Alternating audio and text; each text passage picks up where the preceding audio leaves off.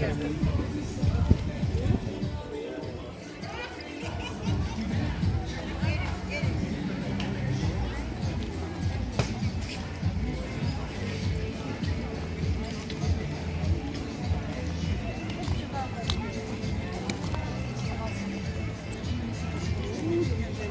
lan kızım. Kuş gönderdim. Ana dikmedim. Başka bir tane.